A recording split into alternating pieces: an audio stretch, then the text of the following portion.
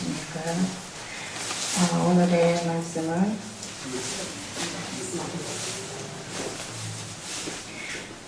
신명기 8장 2절에서 6절까지입니다. 내 하나님 여호와께서 이 40년 동안에 너로 광야의 길을 걷게 하신 것을 기억하라. 이는 너를 낮추시며 너를 시험하사 네 마음이 어떠한지 그 명령을 지키는지 아니 지키는지 알려 하시니라. 너를 낮추시며 너로 줄이게 하시며 또 너도 알지 못하며 내 열조도 알지 못하던 만나를 네게 먹이신 것은 사람이 떡으로만 사는 것이 아니요 여호와의 입에서 나오는 모든 말씀으로 사는 줄을 너로 알게 하려 하심이니라. 이 40년 동안에 네 의복이 헤어지지 아니하고 네 발이 붙들지 아니하였느니라. 너는 사람이 그 아들을 징계함같이 네 하나님 여호와께서 너를 징계하시는 줄 마음에 생각하고 내 하나님 여호와의 명령을 지켜 그 도를 행하며 그를 경외할지니라. 아멘. 오늘의 말씀의 제목은 하나님의 명령을 지키는지 보고 계신, 하나님의 명령을 지키는지 하나님이 보고 계신다고 했습니다. 내 하나님 여호와께서 이 40년 동안에 너로 광야의 길을 걷게 하신 것을 기억하라 그랬어요. 너를 시험하사 네 마음이 어떠한지 그 명령을 지키는지 아니 지키는지 알려 하심이라 그랬어요. 우리 모든 사람들은 광야의 길을 걷죠. 많이 걸어요. 근데 그 광야의 길을 걸으면서 그 광야의 길을 자기가 왜 걷는지 이유를 아는 사람도 있고 이유를 모르는 사람도 있고 그래요. 이유를 아는 사람은 저절로 겸손해지는 거고 이유를 모르는 사람은 원방불평을 하게 됩니다. 모르니까 답답하니까 그러겠죠. 왜 하나님이 우리를 불러내다가 여기서 이 고생을 하게 하냐. 땅도 안 주고 먹을 것도 안 주고 원방불평을 해요. 우리가 조심해야 될 부분은 원망불평을 안 해야 된다는 겁니다. 어떤 상황에서든지 원망불평을 안 해야지 돼요. 그저 하나님을 제1로 경외하는 거, 그걸 지켜야지 됩니다. 그걸 지키면은 하나님이 우리를 알아서 옳은 길로 이끄십니다. 그런데 그걸 못 참고 입으로 막 쏟아버리는 경우가 많아요. 하나님의 뜻을 몰라가지고 왜 이런 일이 생기냐, 왜 저렇게 하냐, 이거 네가 잘못해서 그런 거 아니냐, 서로 원망을 해요. 그리고 우리가 조심해야 될 부분이 원망불평을 안 해야 되고 감정 섞인 말을 하지 말아야지 돼. 항상 감정 섞인 말을 하게 되면은 막 자기도 모르게 싸우게 돼요. 자기도 모르게 싸우게 돼요. 말 한마디 때문에 싸우게 돼요. 우리 주의종들은 특히 더 우리 예수 믿는 사람 다 포함되지만은 마음이 온유해야지 돼. 마음이 온유하고 인자한 말을 해야지 돼. 항상 인자한 말을 해야지 돼. 온유한 성품이 돼야 되고 인자한 말을 해야 돼. 항상 자비를 베푸는 너그러운 마음을 보여줘야지 됩니다. 주위 사람들한테. 네가 나 화나게 하니까 나도 그러지? 이런 말을 절대 하면 안 되는 거예요. 상대방이 화를 내서 감정 섞인 말을 했다 할지라도 우리는 똑같이 뱉으면 안 된다는 거예요. 똑같이 뱉으면은 네가 그러고도 목사냐? 요 소리가 나와요. 똑같이 하면. 그러니까 우리는 똑같이 하면 안 되는 거예요. 목사는 목사다운 말을 해야 돼요. 집사는 집사다운 말을 해요. 옛날에는 집사도 존경을 받았어요. 그런데 요즘엔 집사는 그냥 목사님도 존경을 못 받잖아요. 그만큼 권위가 떨어졌어요. 왜 그래요? 말을 관리를 잘못해서 그래요. 말을 함부로 하고 말 관리를 잘못했어요. 막 열받는다고 말을 함부로 하고 막말하고 그 바람에 자기 직분의 권위가 다 떨어지는 거예요. 말 함부로 하는 것 때문에. 아무리 소처럼 일을 많이 해도 말 잘못하면은 거기서 다 점수가 깎이는 거예요. 그러나 일을 조금 한다 할지라도 말을 온유하게 잘하면 점수 안 깎여요. 그렇기 때문에 우리는 말 관리를 우리 입조심을 해야지. 항상 입조심을 해서 입에서 인자 한 마디 나가야 돼. 항상 인자 한 마디 나가야 돼. 하나님이 보고 계신다고 했잖아요. 네가 지키는지 안 지키는지 보고 계신다고 했어요.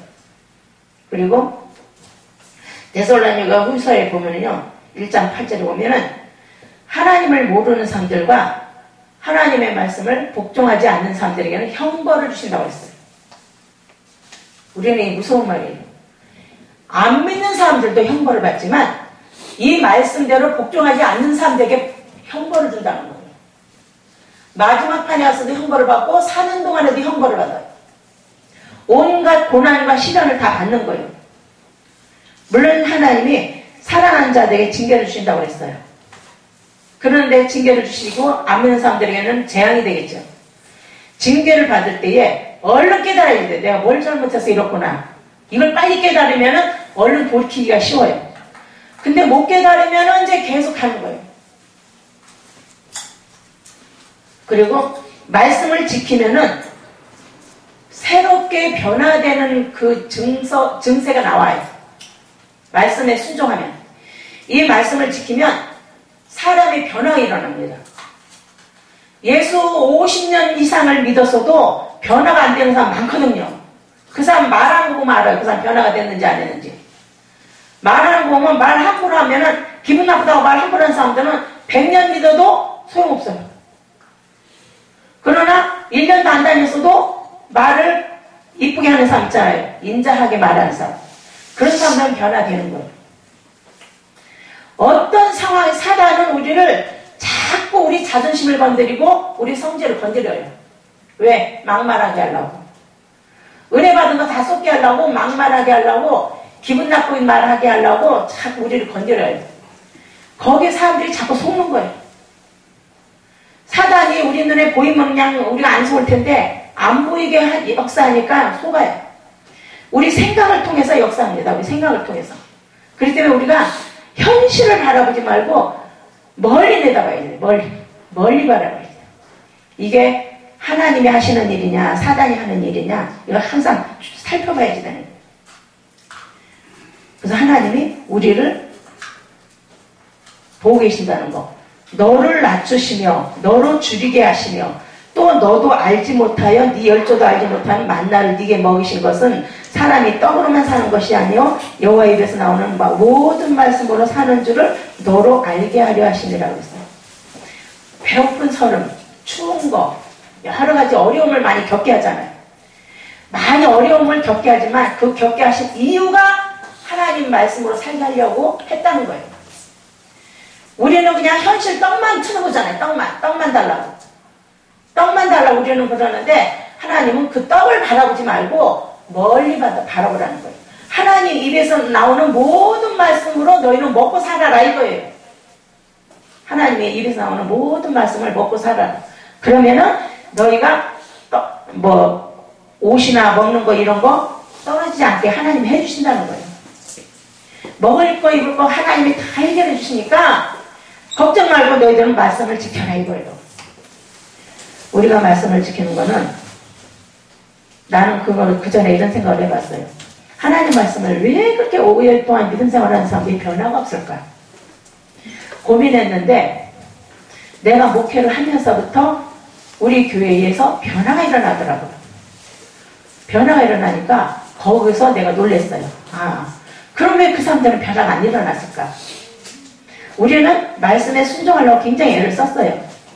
그 사람들은 말씀에 순종을 안 가르치잖아요. 말로는 어쩌다 한 번씩 하긴 하죠. 그러나 말씀의 순종보다는 교회에 충성하도록 그렇게 가르치잖아요. 대부분이 그러더라고요. 교회에 순종하고 교회에 충성하도록 그렇게 가르치잖아요. 교회 중심으로 가르치는 경우가 더 많았어요. 하나님 말씀의 순종으로 하도록 가르쳐야 되는데 교회 중심으로 가르치는 경우가 더 많았어요. 그러니까 변화가 안 일어나는 거예요. 교회 중심으로 가르치면은 아무리 가르쳐도 변화 안 일어나요. 하나님 말씀의 중심으로 살도록 가르쳐야 변화가 일어나요. 그래야 변화 일어나고 그 사람들이 순종합니다. 아멘. 그 사람들이 순종하면요 나머지는 마사 해결해요. 그 사람들이 순종합니다.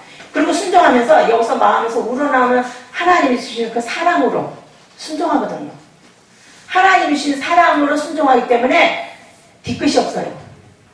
그런데 교회 중심으로 가르쳐 놓으면요, 순종하더라도, 충성하더라도 나중에 미천이 나와요. 만약 기분 나쁘다고 싸우면요, 내가 그 전에 이렇게 했잖아, 이것도 내가 사왔잖아, 이런 소리 나옵니다. 그러나 하나님 중심으로 교육을 받은 사람들은 자기가 이거 사서도 그 소리 안 합니다. 절대 안 해요. 그런데 교회 중심으로 교육받은 사람들은 내가 이렇게까지 이것도 하고 이렇게 그냥 했는데 그냥 수고도 안 알아준다고 이래요. 원망불평 나옵니다. 우리가 하나님 중심을 가르쳐야 돼요. 먹든지 마시든지 하나님 중심으로 살도록 그걸 가르쳐야 됩니다. 그리고 하나님을 제일로 경외하라고 그러고, 십계명에 보면 거기 말씀 쭉 나오잖아요. 마태복음 5장에 보면 거기 쭉 나오잖아요. 예수님의 가르침. 그걸 지키라는 거예요. 100%로 못 지킬 망정 몇 가지만이라도 자기 믿음의 분량만큼이라도 지키라는 거예요. 그 지키는 거 보시고 하나님이 판단하신다는 거예요. 지키는 거 보시고. 그러면 그걸 자기가 마음을 다해서 지키면 하나님이 역사하신다는 거예요. 그 사람의 변화가 일어나요. 그러니까 우리가 더 하나님 말씀 지키려고 노력을 많이 해야지 됩니다. 형벌을 안 받기 위해서라도 해야지 돼요. 오죽하면 예수님이 그랬어요. 예루살렘의 딸들아, 나를 위해 울지 말고 너와 내 자녀를 위해서 울라 그랬어요. 이게 중요한 거예요. 자기 가족 전도, 자기 가족의 구원, 이게 제일 중요한 거예요. 옆집 사람, 저 사람 전도하는 것도 좋지만 내 식구들 구원받게 하는 게 더 중요한 거예요. 내 식구들이 구원받고 복음의 일꾼이 되면 남들은 그걸 보고 따라옵니다. 여러분들도 우리 모두가 항상 작은 일에 충성하는, 주님 뜻대로 충성하는 우리 모두가 되기를 원합니다. 아멘. 기도하겠습니다.